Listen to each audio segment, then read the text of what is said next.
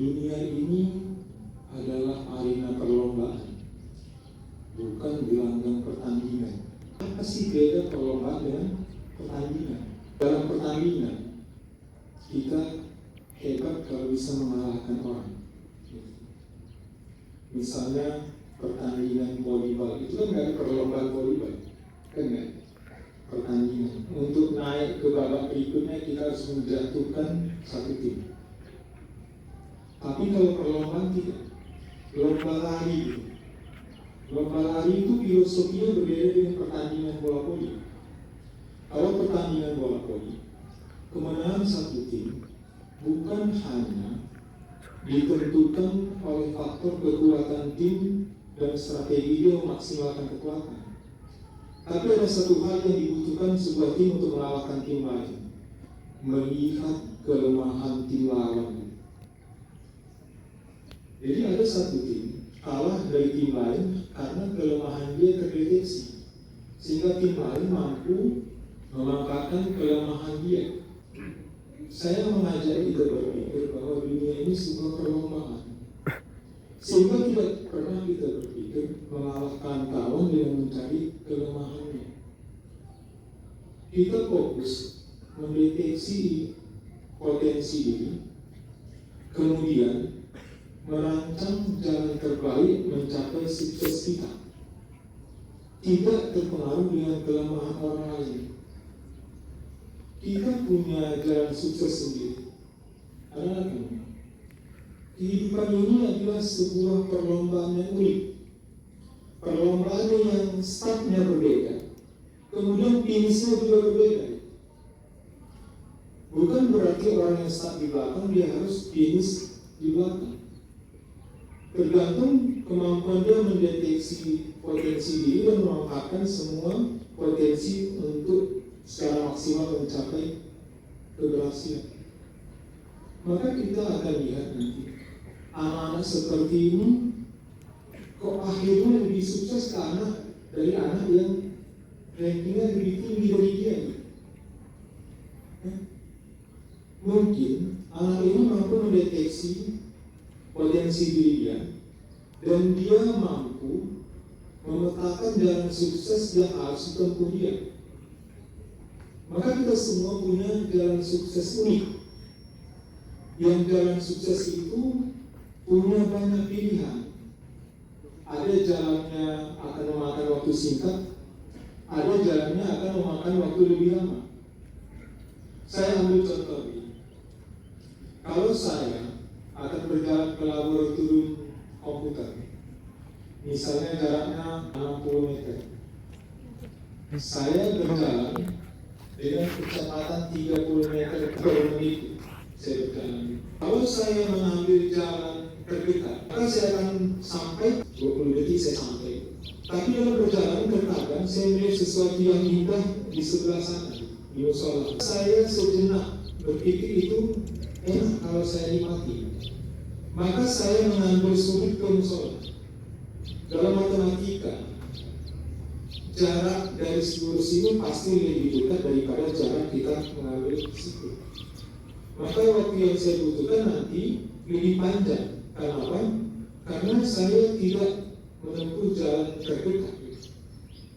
Maka dalam kehidupan ini sebenarnya setiap kita punya potensi berbeda, punya jalan sukses berbeda, dan punya tawaran jalan terbaik untuk kita cepat menggapai sukses.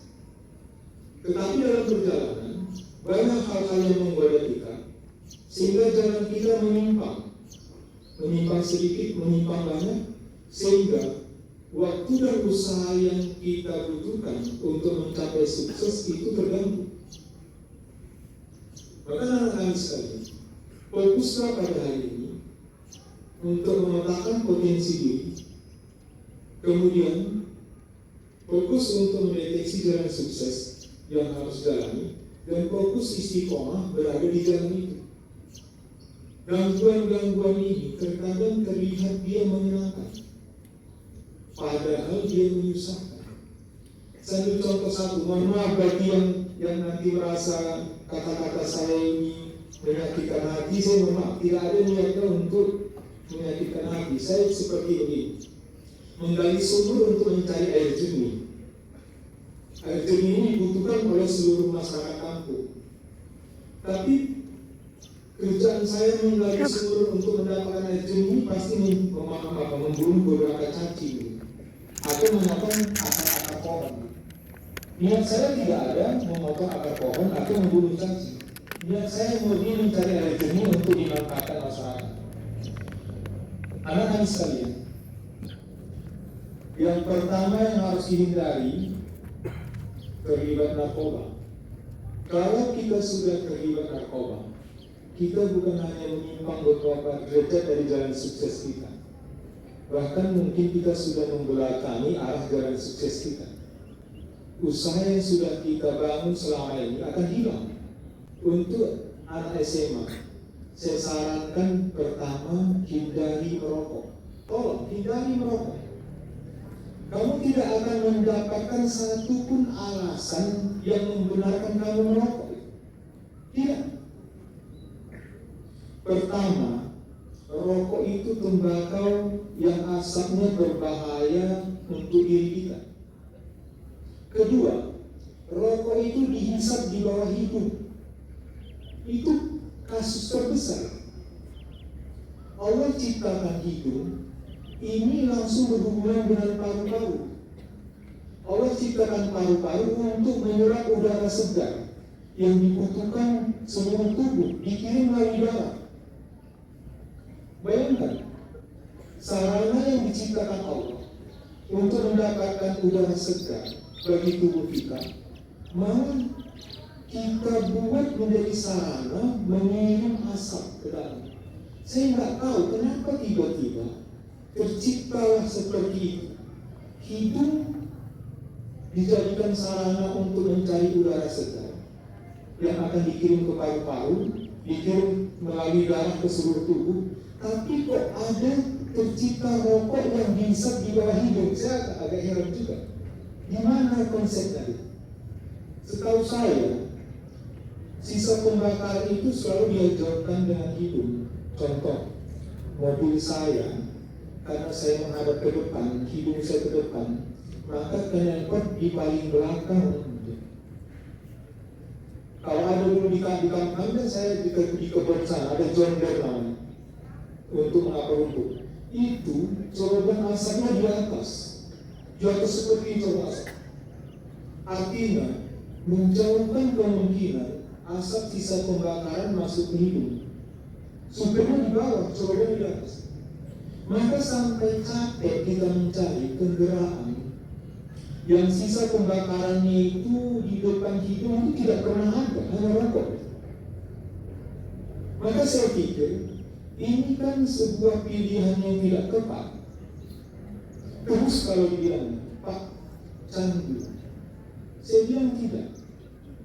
Rokok itu bukan candu, tapi nafsu. Ada kawan saya kemarin, betul yang kau bilang itu hal. Tapi aku, kalau nggak merokok, nggak bisa berpikir. Nggak ngerti aku ngapain. Saya bilang, Bang, abang kalau puasa, berpuasa Ramadan. Yang berpuasa berapa? Waktu Ramadan itu, abang bisa berpikir, nggak bisa, Pak. Bingung, enggak. Kok bisa, saya bilang. Maka saya katakan ini bukan candu, tetapi kebutuhan pikiran. Karena sudah lama kita mengatakan itu kebutuhan, maka kita katakan itu kebutuhan. Maka saya pikir ini kalau mengeluarkan uang untuk yang bermanfaat, saya pikir bagus. Tetapi ini posisinya mengeluarkan uang untuk sesuatu yang menyusahkan kita. Jadi saya pikir anak-anak kami tolong hindarkan dari sekolah, hindarkan merokok.